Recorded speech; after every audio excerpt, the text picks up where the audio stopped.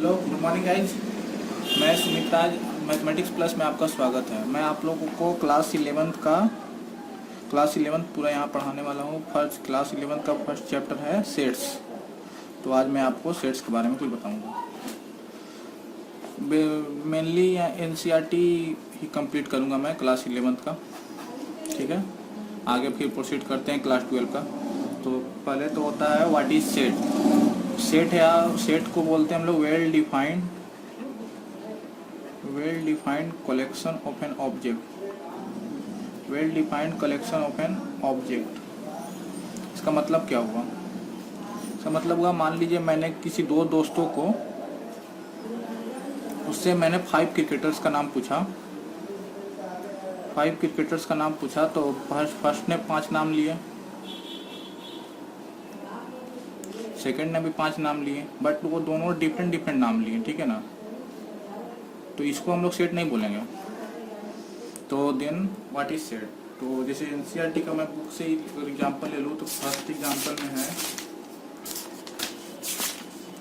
Odd natural number less than 10। Odd natural number less than 10। तो क्या होगा odd natural number less than 10? 1, 3, 5, 7, 9 होगा। तो ये जिससे पूछेगा तो वो सब यही आंसर देगा, जिसको हम लोग सेट बोलेंगे, ठीक है। वोवेल्स इन इंग्लिश वोवेल्स क्या कौन कौन से होते हैं?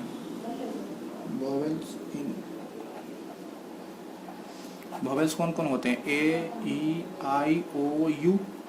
तो जिससे पूछेगा तो वो यही बताएगा, समझे। तो ये कहीं चेंज नहीं होने वाला है, तो इसको हम लोग सेट बोलेंगे। सेट के लिए लिखने के लिए आपको बहुत सारे दो प्रकार का सेट, मतलब रिप्रेजेंटेशन ऑफ सेट को कैसे हम लोग रिप्रेजेंट करते हैं, रिप्रेजेंटेशन ऑफ सेट्स। तो सेट्स को हम लोग मेनली 2 तरीके से रिप्रेजेंट करते हैं। एक तो हो गया सेट बिल्डर फॉर्म, सेकंड हो गया आपका रोस्टर फॉर्म, उसको टेबलर फॉर्म भी बोलते हैं। रोस्टर फॉर्म और टेबुलर फॉर्म।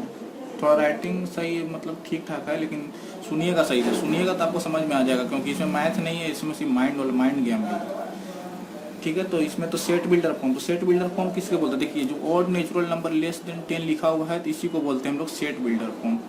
वो आपको लिखा रहेगा, वो डाटा में नहीं रहेगा, सेट बिल्डर फॉर्म टेबल में नहीं रहेगा। अब एक odd natural number less than 10 को अगर हम लोग टेबल में लिख देते हैं तो इसी को बोलते हैं रोस्टर फॉर्म। रोस्टर फॉर्म को लिखने के लिए आपको एक कर्ली ब्रेसेस के अंदर लिखकर, स्मॉल लेटर में लिखकर आपको उसको ब्रैकेट कोमा देना जरूरी है। कोमा देते रहिएगा। और उसको इसमें से रोस्टर फॉर्म में एक चीज़ का ख्याल रखिएगा, इसमें रिपीट नहीं होता है कोई भी, मतलब नंबर या वर्ड जो भी हो रिपीट नहीं होगा, ठीक है ना। मतलब यहाँ पे एक और 5 है तो 5 वहाँ पर नहीं रहेगा, रिपीट नहीं करना है, ठीक है। चलिए आगे चलते हैं।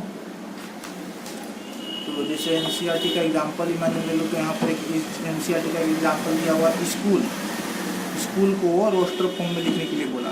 तो क्या होगा आप ही बताइए? एस होगा स्मॉल में, सी, एच, एक ओ होगा, 2 और नहीं होगा।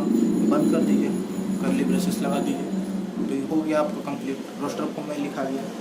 तो ऐसा ही इसका एग्जाम्पल 1 अगर देख लेते हैं। एग्जाम्पल 1 में है आपका x² + x - 2 = 0। अब इसको लिखना है आपको रोस्टर फॉर्म में। तो इसका रोस्टर फॉर्म है तो पहले तो इसको सॉल्व कर लीजिए।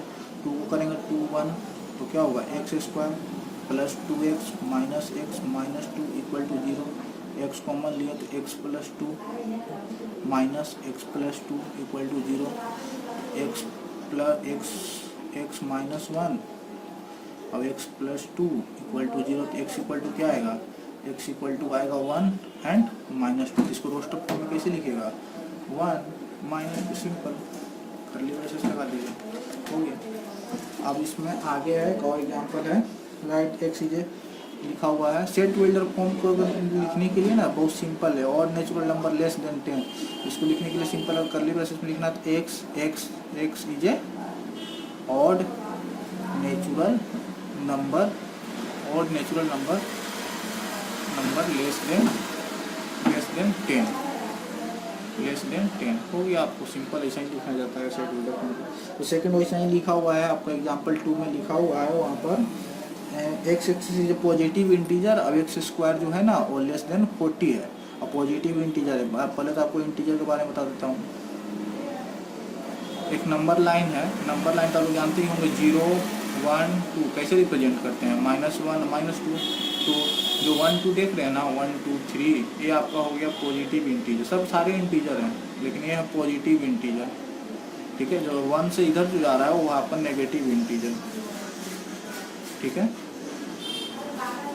अब अगर इसी को अगर 0 से अगर चलते हैं इधर तो इसको बोलते हैं होल नंबर। इंटीजर को रिप्रेजेंट करते हैं जेड से, तो पॉजिटिव है तो जेड प्लस हो जाएगा, नेगेटिव है तो जेड माइनस।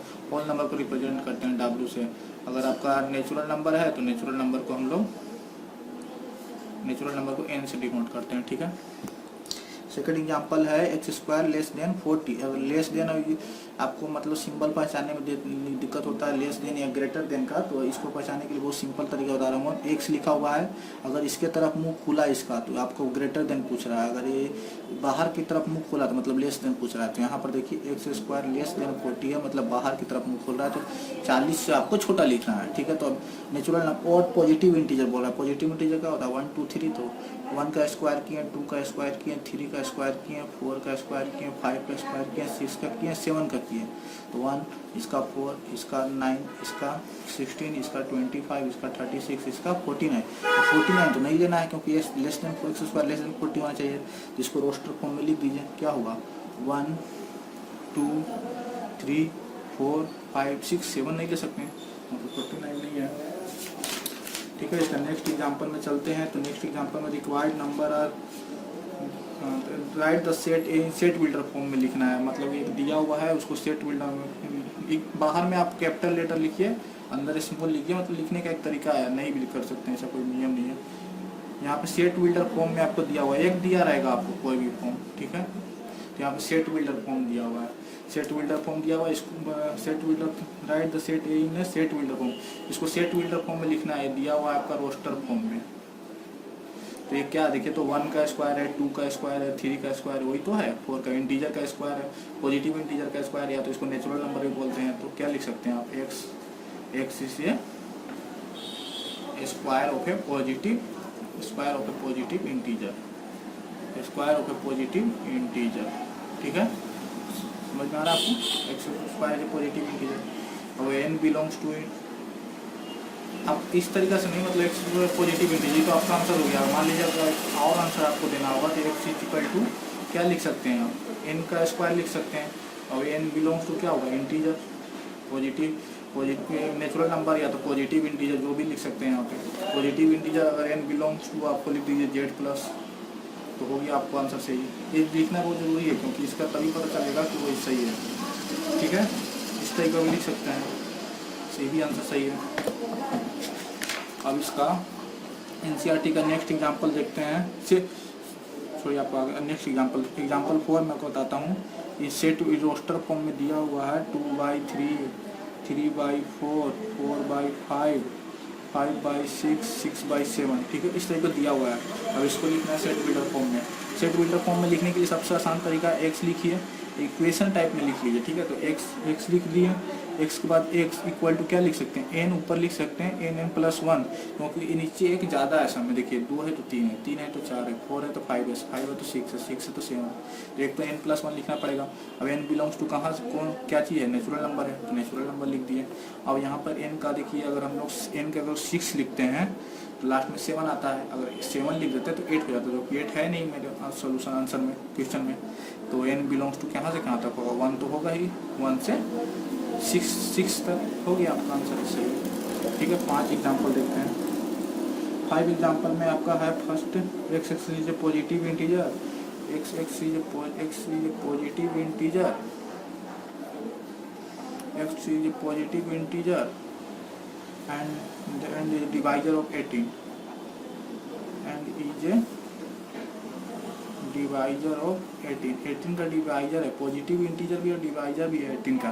तो 18 का डिवाइजर कौन कौन होता है, 2 से किए तो कितना हुआ 9, 3 से किए 3, x is a positive integer and divisor of 18 का सब डिवाइजर कौन कौन होगा, तो 2 होगा, 3 होगा, 3 होगा, तो 18 का डिवाइजर हो गया 1 1 इट सेल्फ होगा, 2 है, 3 है, यहाँ से देख लीजिए आप 3 है, 4 नहीं है, 5 भी नहीं हो सकता है, 6 6 3 18 6 होगा, 7 8 9 9 होगा, 9 भी 9 2 2 है, फिर ये 18। तो इतना सारा इसको रोस्टर फॉर्म में लिख दीजिए। आंसर देख लीजिए, इसका थर्ड ऑप्शन होगा। फिर इसमें सेकंड है x is integer, x is an integer and x square minus 9 equal to 0, x square minus 9 equal to 0। तो x square minus 9 equal to 0 तो क्या आएगा आपका, एक्स इज इक्वल टू क्या आएगा, प्लस माइनस 3। इसको रोस्टर फॉर्म में लिख दीजिए, माइनस 3 3। ठीक है, हो गया आंसर। फिर इसका थर्ड क्या है, एक्स प्लस 1 इक्वल टू 1। अभी एक्स इंटीजर है, इंटीजर कब पॉसिबल है, जब इंटीजर कब पॉसिबल है, जब एक्स इक्वल टू अगर 0 होगा तभी तो यहाँ पे जो 1 LHS इक्वल टू RHS होगा। तो LHS इक्वल टू RHS करने के लिए आपको ऑप्शन देखना, तो ऑप्शन में 0 होगा, होगी आपका ये। फिर एक्स फिर इसका चौथा है डी, मतलब x letter of the word principal, PRINCIPAL, principal. तो प्रिंसिपल को लिख दीजिए रोस्टर फॉर्म में, क्या होगा, P होगा स्मॉल में, RINC, आई को लिख दिए हैं, P भी लिख दिए हैं, AL हो गया प्रिंसिपल, PRINCL हो गया आपका। एग्जाम्पल हो गया आपका कंप्लीट।